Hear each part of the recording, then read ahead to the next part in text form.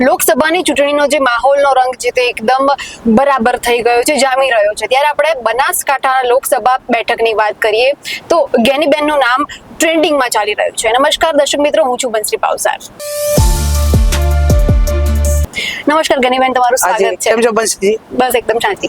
તમારો હું તમને દર્શકોને પરિચય આપવા માંગુ તો જ્ઞાનીબેનની ખાસ કરીને આપણે વાત કરીએ તો જો બુદ્ધિથી આપણે એમને સમજવા જઈએ તો જે કિરદાર છે તે સુલજશે નહીં, પરંતુ જ્યારે પ્રેમથી આપણે તેમને સમજવાની કોશિશ કરીશું ત્યારે વ્યક્તિત્વ જે એમનું છે તે તરત જ સમજાઈ જશે. આપણે અત્યારે વાત કરવાની છે જે આવા લાગણીશીલ અને ખાસ કરીને વાત કરું તો જે બનાસકાંઠાની બેન, બનાસની બેન જ્ઞાનીબેન તરીકે ઓળખાય છે, તે આપણી સાથે જોડાઈ ગયા છે. પહેલો પ્રશ્ન હું તમને પૂછવા માંગીશ બેન કે 28 વર્ષથી તમે રાજકારણની અંદર છો, ઘણા બધા તમે ઉતાર ચઢાવ જોયા હશે અને બનાસકાંઠાની અંદર જે તમામ છોકરીઓ છે તમને જોઈને એવી રીતે નીડર અને સક્ષમ બનવાની રાહ જોઈને બેઠી છે, એવા પ્રકારના સપના જોવે છે, એ પ્રમાણે તમે કઈ લાગણીઓ અનુભવો છો? આજે પણ સભામાં એક દીકરી જે બોલતી હતી, છાયાબેન જી, કે એને એની સમજ પ્રમાણે આટલી સભામાં એક સીધું બોલવું કે આ બનાસકાંઠાની સ્વાભિમાનની ચૂંટણી છે, તમે બેનને જનસમર્થન એવડું મોટું આપો કે જેથી કરીને મીડિયા નોંધ લે અને આવનાર પેઢીને એક મજબૂત એક સ્ત્રી અને પુરુષ એના વચ્ચે આમ શારીરિક રીતે ડિફરન્સ હોય તો બરોબર છે, બાકી વર્કની અંદર બૌદ્ધિકની અંદર કામ કરવાની કેપેસિટીમાં મેં મારી જાતને ક્યારેય સ્ત્રી તરીકે સરખાવી નથી. બરાબર. સતત જે પુરુષો કામ કરે એટલું ને એટલું કામ કરવા માટેના પ્રયત્નો કરે, એટલે મજબૂત પેઢીને પ્રેરણા પૂરી પાડવા માટેની મારી જે કોશિશ હતી એ ક્યાંક ને ક્યાંક હવે પરિણામ આવે છે. રાજકારણની શરૂઆત થતા ઘણા પ્રકારના પડકારો તમે સહન કર્યા છે, તેની કંઈક વાત કરશો? રાજકારણમાં આમ ગણવા જો તો લગભગ મારી 18 વર્ષની ઉંમરે હું પ્રથમ વખત તાલુકા પંચાયતની પ્રમુખ બની. ત્યારે મારા પિતા જાહેર જીવનમાં હતા અને એક વારસાગત કહું તો બહુ એમાં ખોટું નથી. મારા પપ્પા એ કોંગ્રેસ પાર્ટીની વિચારધારા સાથે હતા. મારો જન્મ થયો એ ટાઈમે પણ તાલુકા પંચાયતના સભ્ય હતા. એ પહેલી ચૂંટણી એ પિતાના આશીર્વાદથી જ હું લડી અને એમની જ ક્રેડિટથી હું જીતી, પણ બાકીના એના પછીના 8 ઇલેક્શન હું લડી. તો મારા પરિવારને કે કોઈને કઈ ખબર નથી. ચૂંટણી હોય એટલા દિવસ એ મને નાના મોટી મદદ કરે વ્યવસ્થાઓમાં. પછી ચૂંટણી પતી ગયા પછી લોકોને કઈ રીતે હાચવવા, એમના કામો કઈ રીતે કરવા, એમાં પરિવાર ક્યારેય મેં એને ઇન્વોલ્વ કર્યો નથી. એટલે જે કઈ ક્રેડિટ બનાવી એ વ્યક્તિગત બનાવી. જી, તમારી પર્સનલ વાત કરું તો અભ્યાસ ક્યાંથી કર્યો, કોલેજનું શું છે? હું માનું ત્યાં સુધી 1995 હું તાલુકા પંચાયતની પ્રમુખ બની. એ ટાઈમે SSC પાસ કરેલું હતું. 12માની એક્ઝામ પણ મેં આપી. એના પછી ગ્રેજ્યુએશન સુધીનું એક્સ તરીકે જે કઈ પરીક્ષાઓ આપવાની હતી એ આપી અને BA સુધીનો અભ્યાસ મેં પૂર્ણ કર્યો. અત્યારે અમે જોયું છે કે બનાસકાંઠાની પ્રજા તમારી સાથે છે, કેવા પ્રકારનો સાથ રહે છે પ્રજાનો અને કેમ્પેન કરી કઈ રીતે અત્યારે તમે ચલાવી? તમે જોયું કે જ્યારે 1947 આપણા બધાનો તો જન્મ નહીં હોય, પણ જે વડીલો છે એમને પાસેથી વાતો સાંભળીએ અને આપણે ઇતિહાસ વાંચીએ કે ગાંધીજી ને આપણા જે સ્વતંત્ર સેનાનીઓ લડાઈ લડતા હતા આ દેશમાંથી અંગ્રેજોને કાઢવા માટે અને દેશને આઝાદી અપાવવા માટે, એ ટાઈમે જે સુખી સંપન્ન લોકો ફંડિંગ કરતા હતા, મદદ કરતા હતા વ્યવસ્થાઓ માટે, એમ આજે 2024ની ચૂંટણી એ બનાસકાંઠાના લોકો લોકશાહી બચાવવા માટે નાના મોટું ફંડિંગ કરી અને આશીર્વાદ આપે છે અને સાથ સહકાર આપે છે, સમર્થન આપે છે, મનોબળ પૂરું પાડે છે અને તમે સંસાધનોની ચિંતા ના કરો, અમે તમારી હાથે છીએ, એ પ્રકારનો મેસેજ આપે. સાચી વાત છે. તો આપણે જોયું કે તમે જે પણ અત્યારે પ્રચાર કરી રહ્યા છો તેનો જે તમામ ખર્ચો છે તે પ્રજા તરફથી અત્યારે મળી રહ્યો છે, તેના વિશે શું કહેશો? અહીં તો હું તમને એમ કહું કે એ લોકોનું ઋણ અમારા ઉપર ચડે અને એ લોકો અમારા ઉપર જે ભરોસો મૂકે એની હાથે એ અમારી ઈમાનદારીની એક ક્રેડિટ માંગે છે. સાથે સાથે તમને પાઘડી પણ પહેરાવી અને એમને એક પાઘડી એટલે શાન બાન સંસ્કૃતિ કે એક બેન દીકરીના માથા ઉપર પાઘડી આવે ત્યારે એને કેરેક્ટરથી કરીને કોઈ પણ પ્રકારનો એના ઉપર એક આરોપ કે પ્રત્યારોપ કે અથવા તો એના ઉપર કોઈ એવી વાત ન થવી જોઈએ કે એ પાઘડીને ક્યાંય એ ક્રેડિટને ડાઉન પહોંચે અને એ એક શાન બાન ને મર્યાદા એક પુરુષ સમોવડી ચોક્કસ જ્યારે માથા ઉપર પાઘડી આવે ને ત્યારે દીકરીને એમ કે અમે હવે તને અમારા સમકક્ષ ગણાશે. જવાબદારી વધી જાય. જવાબદારી વધી જાય. સમકક્ષ જ્યારે સ્ત્રીને પુરુષ સમવડી ગણાય ત્યારે એની જવાબદારી જેટલી પુરુષની પરિવારમાં, સમાજમાં અને અન્ય રીતે હોય એટલે ને એટલી જવાબદારી અમારી પણ છે. જે રીતે મક્કમતાથી તમે લડી રહ્યા છો, ગુજરાતમાં પહેલી વખત એવું થયું છે કે લોકસભાની જે સીટ ઉપરથી સામસામે બંને મહિલા જ છે, તો કઈ રીતે ટક્કર રહેશે એના વિશે કઈ કહેવા માંગશો? ના, એટલે એમાં લોકશાહીમાં જે ચૂંટણી લડે એ બધા સ્વતંત્ર લડવા માટે આપણી ડેમોક્રેસીના ભાગરૂપે હકદાર છે. મારી વાત એટલી જ છે કે મારું જાહેર જીવનના 28 વર્ષના રાજકારણના સમયગાળા દરમિયાન આખા જિલ્લાની ભૌગોલિક સ્થિતિ હું વાકેફ છું. અમારા અનેક લીડરોની ચૂંટણી લડાઈ અત્યારે અમે કેમ્પેન કરેલું છે. એટલે મારા માટે બનાસકાંઠા જિલ્લો અને બનાસકાંઠાના લોકો કોઈ નવું નથી. અને સામે મહિલા ઉમેદવાર છે તો એ મહિલા ઉમેદવાર હોય કે કોણ હોય એ એમનો પાર્ટીનો વિષય છે, એ અમારો વિષય નથી. છતાં લોકો વચ્ચે એ જાય, અમે જઈએ. લોકોને જે ના પ્રત્યે લાગણી હોય, એમને પોતાને ભરોસો હોય અને આવનાર સમયની અંદર લીડર તરીકેની જે ભૂમિકા તમામ સમાજોને સાથે રાખીને કઈ રીતે કરવાની થાય, એમાં વર્ષોનો બનાસકાંઠા જિલ્લાના લોકોને મારો અનુભવ છે. એ અનુભવ અને વિશ્વાસને ક્યાંય ડગવા લીધી.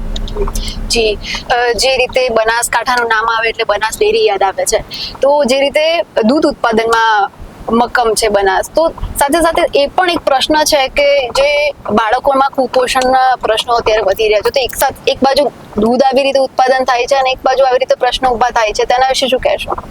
બનાસકાંઠા જિલ્લો એ ગુજરાતનો સૌથી મોટો કુપોષિત જિલ્લો છે. આજે આ માનીએ કે દૂધની નદીઓ, તળાવો ભરવા હોય તો ભરાય એટલું દૂધ, પણ ગરીબ માણસો બિચારા પોતાનું ગુજરાન ચલાવવા માટે બીજી કોઈ રોજગારી તકો ન હોવાના કારણે બાળકને 100 ગ્રામ દૂધ પીવા માટે નથી આપતા. અને એ દૂધના પૈસા વહીવટકર્તાઓ, શાસકકર્તાઓ જ્યારે એમના ચૂંટણી ફંડોમાં અને અન્ય રીતે એમના વ્યક્તિગત સ્વાર્થ માટે પશુપાલકોને મદદ કરવાને બદલે એ સ્થાપિત હિતોમાં જ બનાસ ડેરીના પૈસાને દૂધના વપરાય છે, એનો રંજ એ જિલ્લાની જનતાને છે અને એનો જવાબ એ 7મી તારીખે આપશે. તમે આગામી વિધાનસભાની ચૂંટણી 2 વખત લડી ચૂક્યા છો, આ લોકસભાની ચૂંટણી છે, રણનીતિમાં કઈ ફેરફાર? આ રાષ્ટ્રીય લેવલના મુદ્દાઓ હોય, વિધાનસભા લડતા હોય એટલે રાજ્ય સરકારના મુદ્દાઓ, બેનો મેનિફેસ્ટો અલગ અલગ હોય. આપણું જે વહીવટી બંધારણ છે એ ક્યાંક ને ક્યાંક કેન્દ્ર સરકારના નેજા હેઠળ એનો વહીવટ થાય છે. રાજ્ય સરકારની જે યોજનાઓ છે રાજ્ય સરકાર, અને ચોક્કસથી રાષ્ટ્રીય લેવલના જે મુદ્દાઓ મારો મેનિફેસ્ટો આવે ત્યારે જે ચૂંટણી ઢંઢેરો 15 લાખ દરેકના ખાતામાં, 450 રૂપિયા બોટલ, 2 લાખની નોકરી, પાકિસ્તાન એક માથું લઈ જાય 10 લાવશું, પણ અનેક મુદ્દાઓ જે 2014માં કીધેલા હતા, તમારા ભાઈને પોસ્ટ કાર્ડ લખજો, તો આ બધા બનેવીઓ મોંઘવારીથી દુખી છે. આ બધી જ વાતો અમે લઈ અને લોકો સમક્ષ જઈએ છીએ. બરાબર. સમસ્યાઓ તો તમે બનાસકાંઠાની નાનામાં નાની જાણો છો, તો આગામી સમયમાં કેવા પ્રકારની સમસ્યાઓનો તમે ઉકેલ લાવવા માંગશો બનાસકાંઠામાં? સૌથી બનાસકાંઠા જિલ્લો ગુજરાતનો સૌથી મોટો જિલ્લો છે. એને ભૌગોલિક સ્થિતિ પ્રમાણે અલગ અલગ વિસ્તારના અલગ અલગ પ્રશ્નો છે. અત્યારે આપણે જઈ રહ્યા છીએ એમાં સિંચાઈના પાણી માટેનો સૌથી મોટો પડકાર છે. દાંતા હોય, અહીંયા અંબાજી હોય, દાંતીવાડા હોય, ધાનેરા હોય કે જ્યાં સિંચાઈનું પાણી નથી. અમુક એરિયા એવો છે કે જ્યાં એજ્યુકેશન, અમારે વાવ વિધાનસભાની વાત કરીએ કે એ બાજુ તો દીકરીઓમાં શિક્ષણનું પ્રમાણ ખૂબ ઓછું છે. અમે એવું ઈચ્છીએ કે દીકરીઓને ભણાવવા માટે રહેવાની અને ભણવાની વ્યવસ્થા એક જ જગ્યાએ હોસ્ટેલો મોટા પ્રમાણમાં થાય. અને એમાં મનમોહનસિંહ વખતે જે કસ્તુરબા વિદ્યાલય અને જે મોડલ ડે સ્કૂલો બધી બનાવી એને આગળ વધારી અને આ વખતે જો ગરીબ પ્રજાના આશીર્વાદ મળે તો સૌથી મોટું એજ્યુકેશન ઉપર અમે પાર મૂકશું. બરાબર. ચૂંટણી તો ચાલી રહી છે, તો મતને લઈને કોઈ ટાર્ગેટ? બનાસકાંઠાના 20 લાખથી વધારે મતદારો, ભૌગોલિક સ્થિતિ એવડી મોટી, 2000 થી વધારે બૂથ, ત્યારે બધે પહોંચી વળવું શક્ય નથી. પણ જ્યારે કોંગ્રેસના વર્કરો, આગેવાનો અને આમ પ્રજા જ્યારે ચૂંટણી લડે છે ત્યારે અમે કોઈ 5 લાખના દાવા નથી કરતા, પણ બનાસની બેન, ગેની બેન નારો એ બનાસકાંઠાની જનતાએ આપ્યો છે. તો બેન માટે કરીને બનાસકાંઠાના મતદારો એ ક્યાંય બાકી નહીં રાખે, તમામ પ્રકારની જે કઈ સંઘર્ષ કરવાનો હોય, મહેનત કરવાની હોય, મજૂરી કરવાની હોય, મતદારોને મતદાન મથક સુધી લઈ જવાના હોય, તો સ્વયં રીતે પ્રજા કરી અને આશીર્વાદ આપશે. હમણાં જે સભા ચાલતી હતી તેમાં એક મેં લાઈન સાંભળી કે સમાજ વચ્ચેની આ લડત નથી બનાસકાંઠા. એના પર તમારું શું મંતવ્ય છે? હા, એ લોકો કોઈ એમ કે ભાઈ આ ઠાકોર ને ચૌધરી વર્ષની ચૂંટણી છે, તો એવું નથી. આ બનાસકાંઠાની અસ્મિતાની ચૂંટણી છે.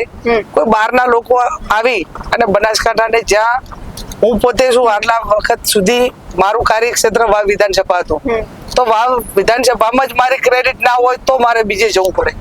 એમ દરેક જિલ્લાનો કે બહારનો કે કોઈ પણ પ્રતિનિધિ એ પોતપોતાના મત વિસ્તારમાં લોકોની લાગણી ક્યાંક દુભાવી હોય અથવા તો લોકોની સેવા કરવામાં ક્યાંક ઉણા ઉતર્યા હોય અને લોકો એમની હાથે ન હોય, ત્યારે આ પ્રકારનું થતું હોય છે.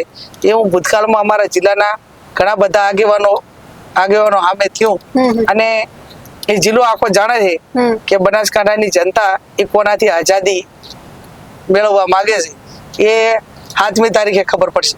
બરાબર.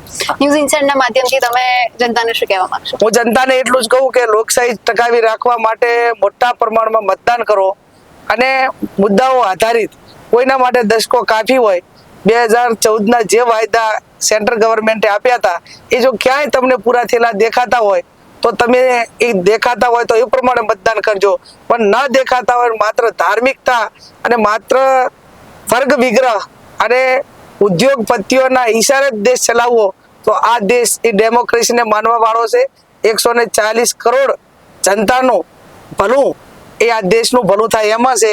એટલે બધા લોકો મતદાન કરીને મોટા પ્રમાણમાં આ લોકશાહીના પર્વની ઉજવણી કરે, એ આપના માધ્યમથી કહેવા માંગુ. તમારો સમય આપવા બદલ ખૂબ ખૂબ આભાર જ્ઞાનીબેન, અને તમને બેસ્ટ ઓફ લક ચૂંટણી માટે. Thank you.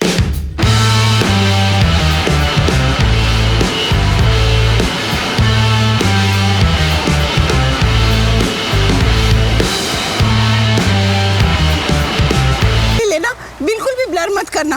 पकड़ो पकड़ो पकड़ो. परफेक्ट.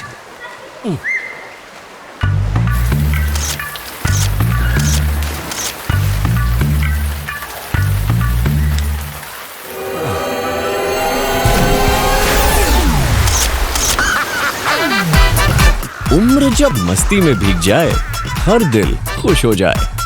शंकुज वाटर पार्क, हर दिल खुश हो जाए.